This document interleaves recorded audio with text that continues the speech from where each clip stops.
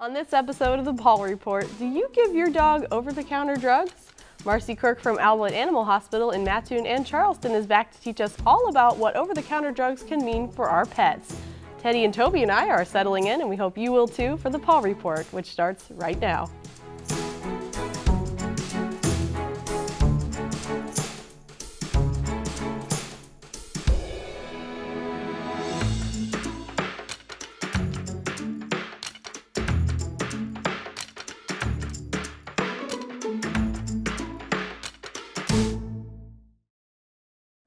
Welcome to the Paw Report. I'm your host, Kate Pleasant. Today we're talking about over-the-counter medications and our pets. And I'm here with Dr. Marci Kirk from Albin Animal Hospitals in Charleston and Mattoon. Thanks for coming back to see us. Oh, thanks for having me again. And what is it about over-the-counter medications that you think we need to be aware of? Well, I think it's really important that people, have a good relationship with their veterinarian first off, because a lot of medications that are perfectly safe for people are not safe for animals at all. And whether they get it by accident or on purpose, your dog stepped on something and they're limping a little bit, you think, oh, I take Tylenol, I'm just gonna give my dog some. Your intention is completely in the right place, but it actually, their metabolism is much different and it can have serious consequences to the animal. So it's really, really important to contact your veterinarian, because there are very few products that they can actually have. Right. So, it's really a big thing that, we want to try to emphasize to people, because, you want to help your pet. Sure. You want to do the right thing, but sometimes it kind of backfires a little bit. Right. Okay. And I assume, too, part of it is that you don't necessarily know the dosage. Right. Between people and dogs. I mean, that's a lot of difference. Right. It's not a pound per pound. You know, right. You have a 50-pound dog and a 50-pound, child. It's not the same. It may be less or more, just depending on the medication. So it's really important to talk to your veterinarian, because they're, pain relief especially, the pain relievers, there's really not a very safe dose for animals. I mean, they are just more prone to side effects. And, yes, the pet side of it is a little bit more expensive, but they have been specifically tested on animals, and, we kind of know the safety limits a little bit better. Right, and it's probably catered to animals. There's probably different drugs in that cater to animal as opposed to human. Right, very much so. I mean, you can, some of the over-the-counter pain relievers, it doesn't take much, and you can be looking at kidney failure, liver failure. I mean, we're, easily GI upset, but those are kind of the big things. I mean, it can be very hazardous. Right. So in other words, you don't want to give your dog Tylenol. You're thinking, oh, he hurt his foot, I should just give him a Tylenol. He'll be okay. Right. Yeah. That can lead to some serious issues. I mean, same with ibuprofen. All of those.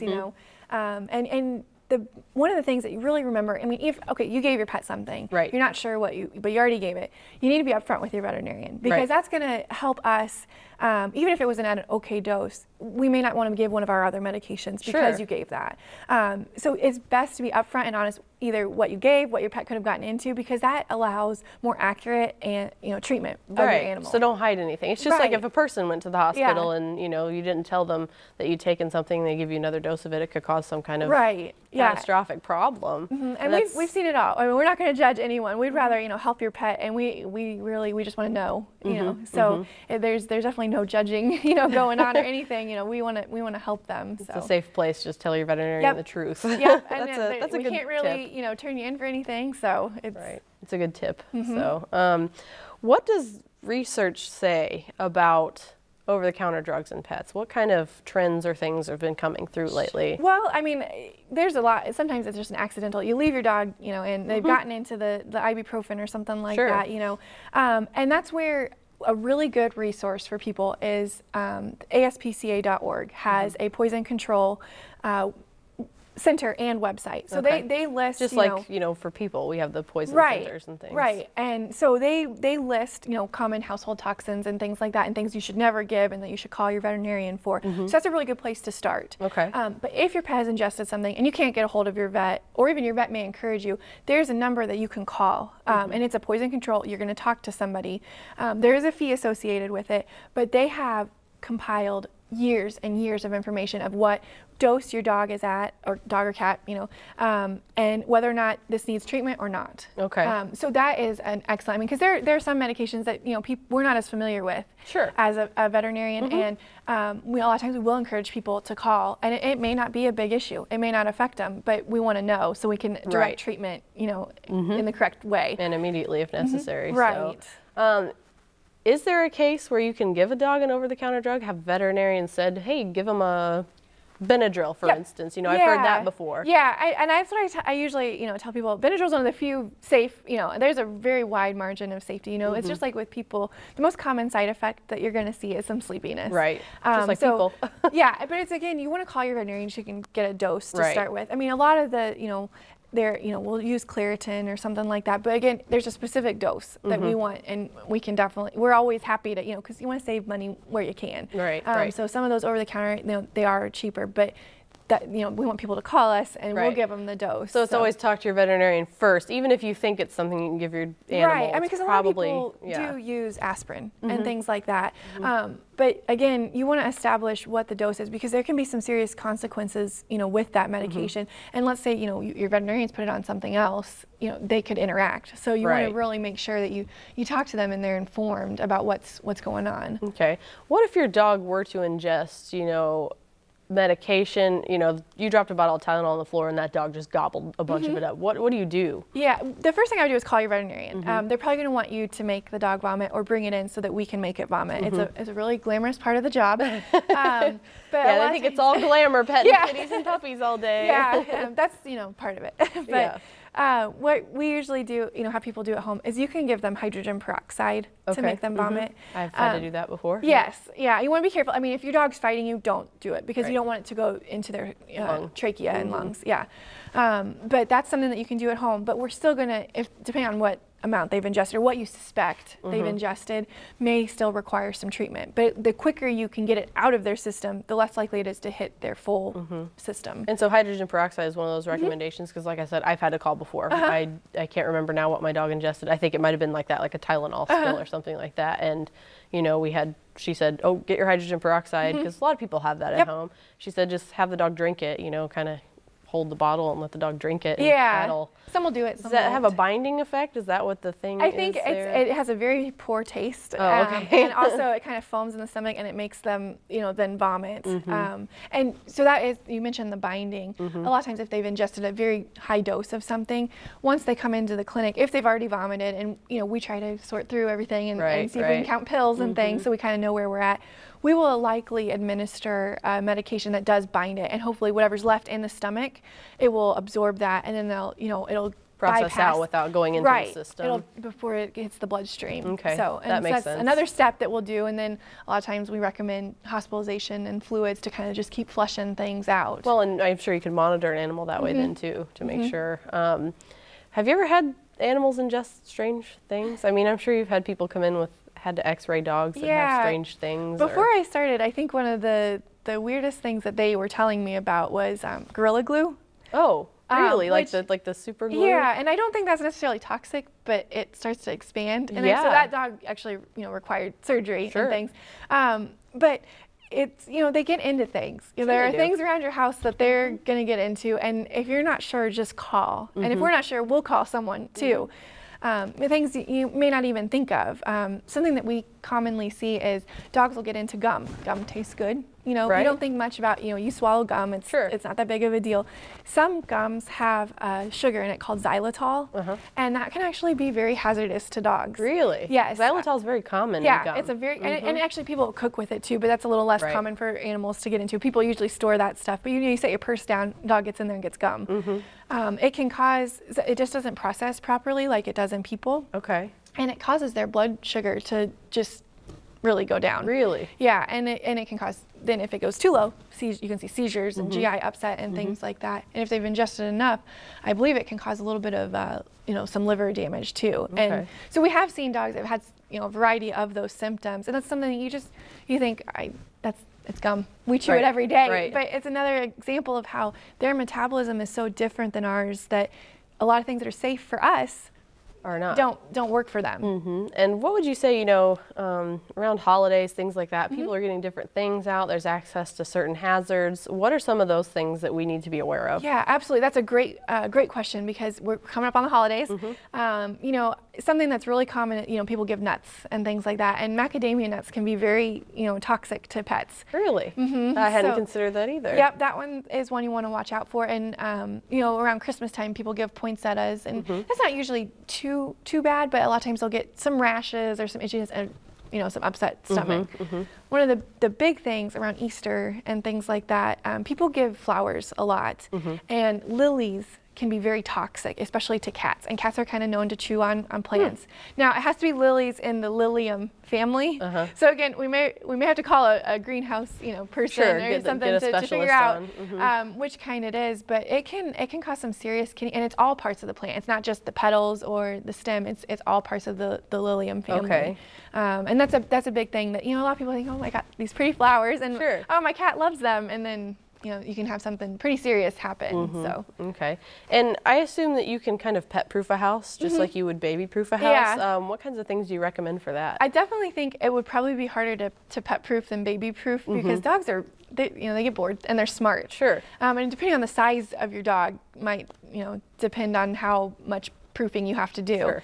I definitely the locks on the child-proof locks on the cabinets really will help, because they can't, they don't have thumbs. Nose their way in. Yeah. But another big thing around the house is the trash cans. And it is a pain to try to figure out where. Mine's under the cabinet. Yes.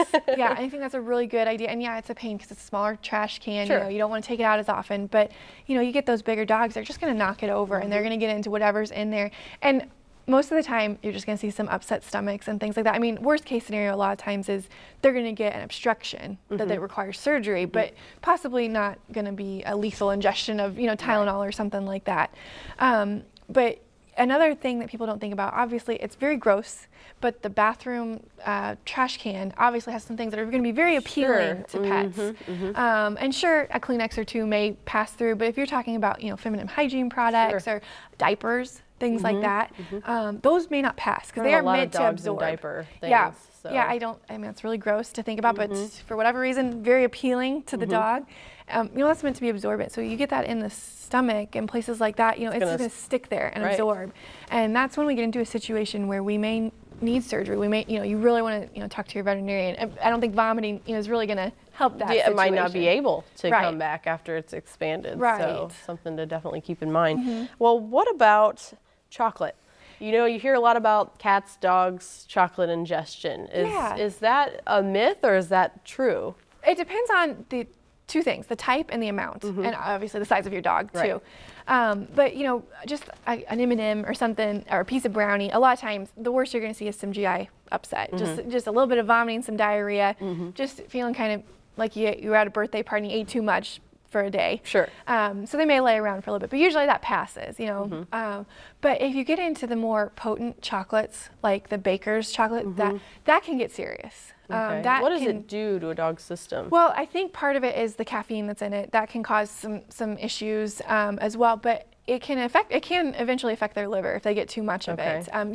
Your liver is responsible for, it sees everything and kind of filters all the toxins out, so it's going to be the first thing hit whenever you get something in your bloodstream that you're not supposed to. Whereas chocolate, not usually that big of a deal. It depends on the type. And so that's one of the first questions your veterinarian may ask you is like, well, what did it get into? If you're talking about a little Debbie, is that, that's probably not real chocolate. Right. But the baking chocolate and things like that, that can get serious. And we have charts and things based on weight, if we're in a danger zone or not.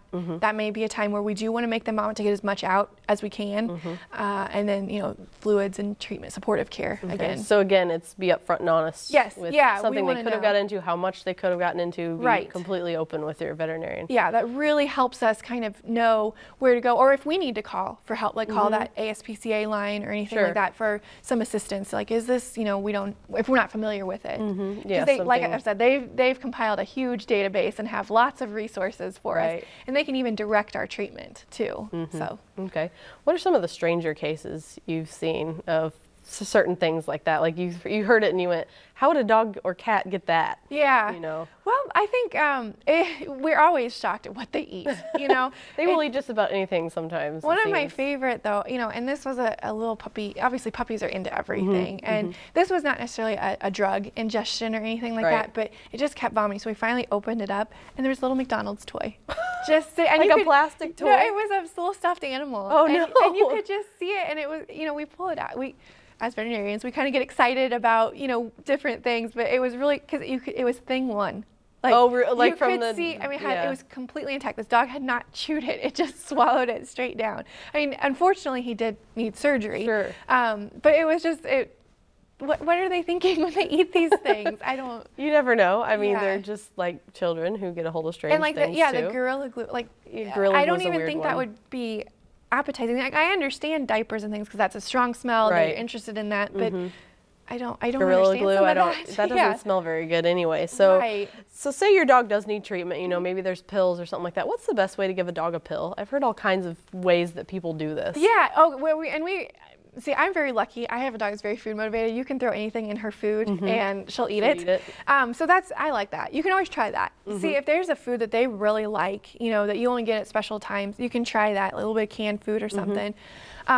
It depends on what you're giving the pill for. If you're giving a pill for like diarrhea and things like that, probably don't want to couple it with something like dairy. Right. Yeah, you want to stay away from really rich items. But you know, I've heard of people, peanut butter is a great thing. It's a big one at my house. Yeah, we because wrap them in peanut butter and they don't chew. They just kind of they swallow lick it. Yeah, they have to lick it down. And if your dog's not going to lick it off your finger, I'll just open their mouth and just rake it across the roof of their mouth. And then they have to sit there and work at. Now there are some dogs that will still spit it out. Yeah. So then you can move on to, you know, put in a piece of cheese if that's appropriate for them, or a little piece of hot dog. We obviously don't condone a lot of people food because it can cause them to be overweight. There are certain spices and things like garlic that can be toxic to animals, but a little bit to get your pill down goes a long way. People have used marshmallows because it's very sweet. I didn't think about marshmallows. Yeah. So what I get a pill stuffed in. Yeah, and then it's kind of chewy, so they can't really spit it out. But it's something that I like to do, especially if you're trying to pill a cat. Cats are smart. They're going to figure out stuff's in there. I like to give them a little bit of the treat without the pill in it first. Give them some with the pill, and then give them some.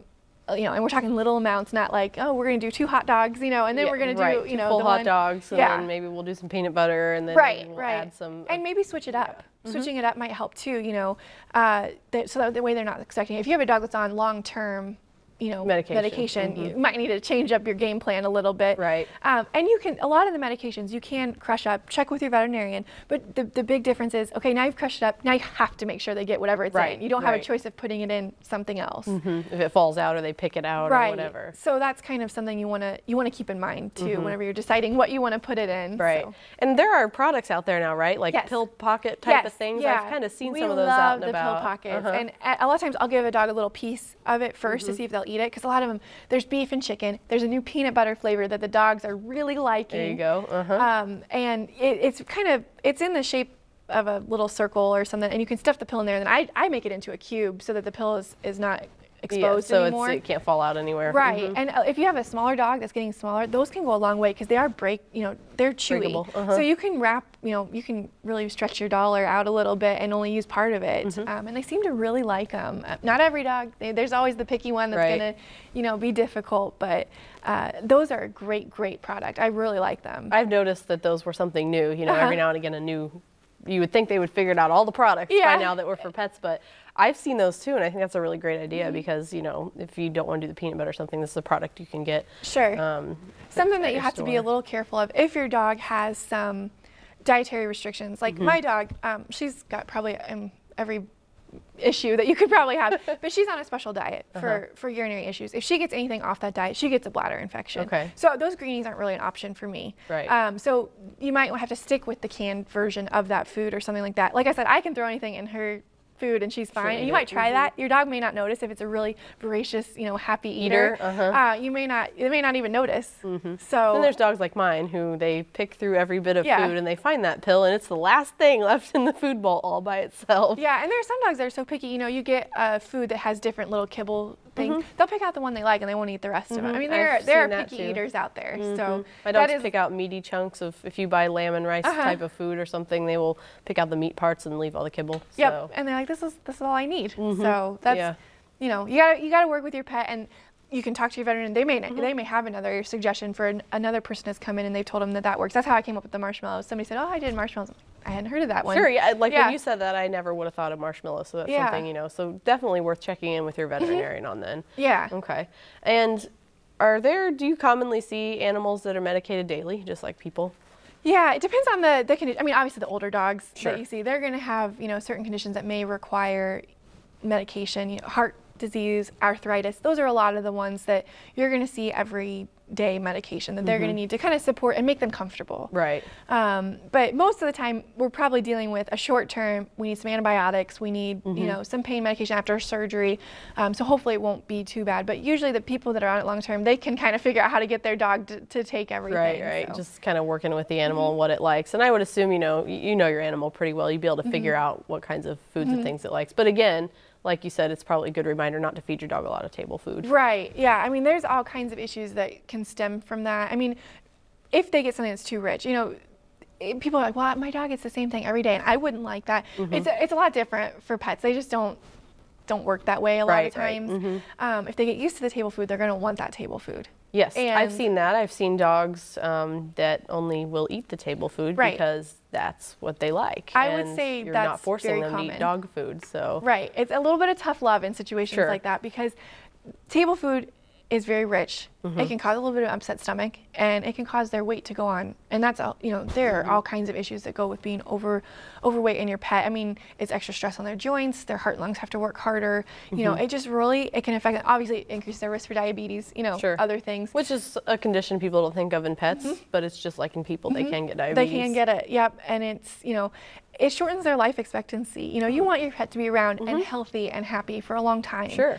And so the table scraps can definitely contribute to that. Now, like I said, a little snippet here and there, I wouldn't feed them from the table whenever you're feeding the pills, because then they figure that out. But sometimes you gotta do a little tough love. If they get used to that, I get fed whenever my own, you know, I get some of that cheeseburger. You have to just stop. You have to go cold turkey, you know. And they, for the most part, there's always an exception to this. They will not starve themselves. They can go 3 or 4 days. They're gonna test you to the very limit of what you are comfortable with them not eating. And you can check with your veterinarian, you know, if you're nervous. But for the most part, dogs are not going to starve themselves. They will break down eventually. And eventually go to that food. Right. So, Yeah. All right. Well, Dr. Marci Kirk from Albin Animal Hospitals in Mattoon and Charleston, thanks for joining us today and talking about all kinds of pet safety and over-the-counter drugs. We appreciate you coming in. Thanks. If you're a veterinarian, trainer, groomer, specialist, rescue organization, or shelter that would like to partner with the Paw Report by providing expert guests for the show or animals to be featured on our Adoptable Pets segment, please contact us by emailing kfpleasant@eiu.edu or call 581-6960. Or if you have a topic you'd like to see on the show or questions for our experts, contact us with those too.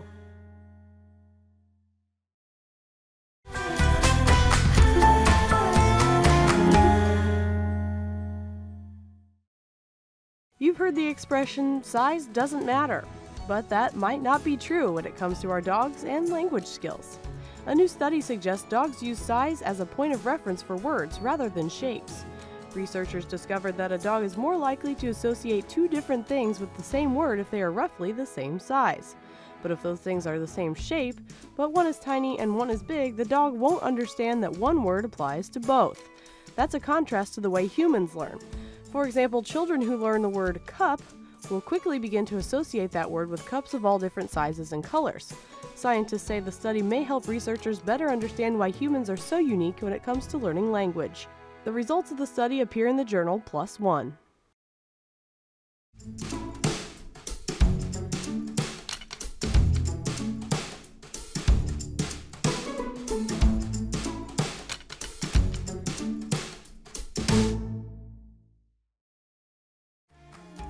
Have a video or photo of your pet doing something funny or absolutely adorable?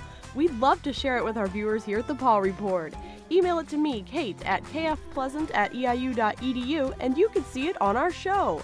Just make sure it's a video taken by you or that you have permission to share. For more information about how to get that video or photo to us, email me or call us at 581-6960. Did you know full episodes of the Paw Report are on YouTube? They can be accessed at youtube.com/WEIUTV. Then just go to the Paw Report playlist and select the episode you want to see. More information about the show is also available 24/7 on our website at weiu.net under the Television tab.